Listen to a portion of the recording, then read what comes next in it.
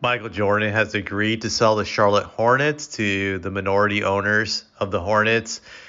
He's agreeing to sell it for somewhere around $3 billion. So that's a huge profit for Michael Jordan, considering he bought the Hornets, I believe, originally for $275 million. So he got a huge profit in selling them. Just ridiculous when you think about it. That's actually a near $3 billion profit. If you subtract that money from 3 billion, 200 some million, that's like 2.8 billion. And I believe the Hornets could have been sold for 3.2, 3.3 billion. So he could have ultimately made $3 billion in selling this team. So that's a excuse me, that's a huge, huge, huge profit for Michael Jordan. And kudos to him for making that money, getting that money. So yeah, but I like to talk about just his reign as owner of the Charlotte Hornets.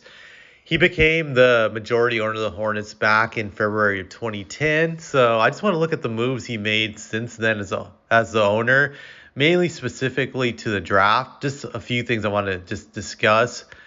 So his first NBA draft was 2011 when he drafted Kemba Walker. He drafted Kemba Walker at the ninth pick.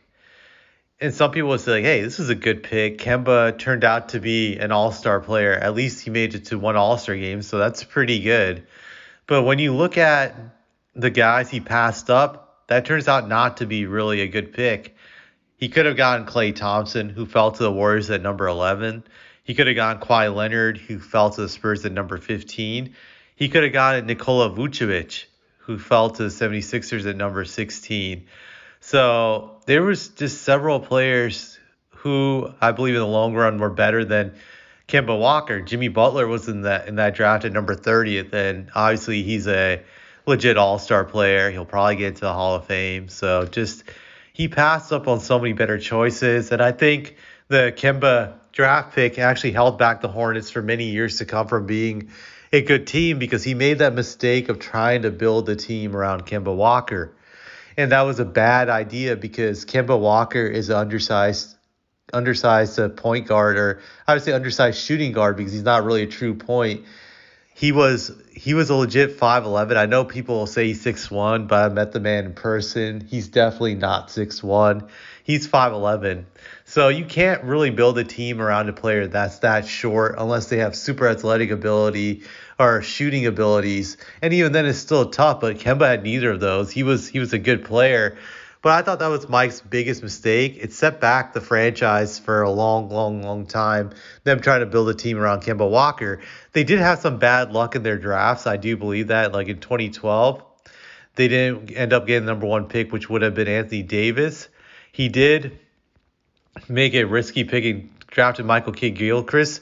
But I know it's weird, but I do give him a pass on that one, only because Michael Kidd-Gilchrist did look like he had the potential to be a legit star based off of just seeing what he did at Kentucky. He was 6'7", super athletic, was already a great defensive player, and he looked like he was a good pick. The only guys that turned out to be really great in that draft was Bradley Beal, Damian Lillard. And I know people are going to say you're just a hater, but again, I'm not a fan of just undersized shooting guards because I don't think you can win with them unless it's Steph Curry, which he's an exception to the rule. Grant Bradley Beal and Damian Lillard turned out to have great careers. They were legit perennial all-stars, but ultimately you're not going to win jack with either of those guys being your franchise player. So I can see why he took that risk on Michael Kidd-Gilchrist. But you just go back to just Kemba Walker, it definitely set them back for years to come, that they were never able to build a legit winner. Because with that type of player, when you're building around an undersized shooting guard,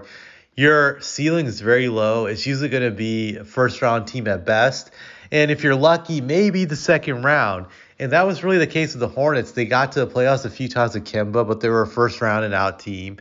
They were never really in a position to get out of the first round with Kemba being their guy. I kind of wished, being a North Carolina native, that the Hornets had gotten rid of Kemba a lot earlier, and then instead of allowing him to be there for 8 or 9 years, because I feel that time was really wasted. They should have just got rid of him immediately after a few years. I liken it to what the Spurs did with DeJounte Murray. He played out his rookie contract with the Spurs.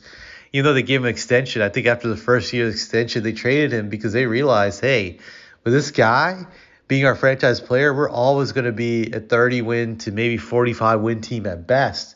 But we're not going to get anywhere with him except being on the mediocrity treadmill. So I thought that was the move that really cost MJ. Just a terribly dumb move to keep this guy around for as long as he did. The only smart move he did was not re-signing him once he was eligible for another big contract after his max deal was up. But by then, I thought it was too late.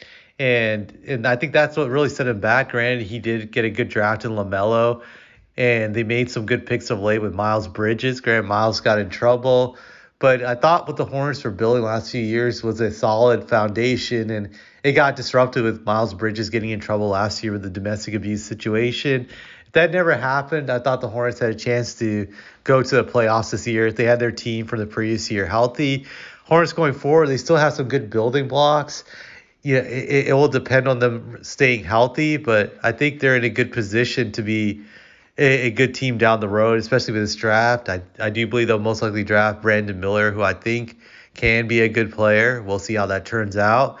But like I said, ultimately sticking to Kemba Walker for that long was a huge mistake on his part. I won't get him on the other things really that much because in this league, you need a legit franchise player to be a contender, and he was never able to get that player. So that's the way I look at it, and I think Mike was never cut out to be a GM or an owner or just that stuff. He tried it and he failed a bunch of times in Washington and then the Charlotte Hornets. So we'll see what he does now, whatever pursuits he'll take. It'll be interesting. I think he'll just stick with the Jordan brand and just do that for the rest of his life. And yeah, that's about it. That's all I have to say about this.